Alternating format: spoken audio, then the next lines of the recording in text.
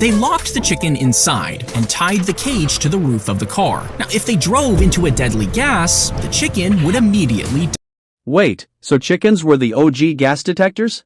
die, warning the soldiers to put on gas masks. You see, the heavy pollution in the air clogged up their chemical detectors, and they kept randomly going off. But chickens are super sensitive to changes in air quality, so the soldiers bought over 40 of them. But the harsh desert conditions killed most of the chickens, and the plan was scrapped. Would you trust a rooster with your life?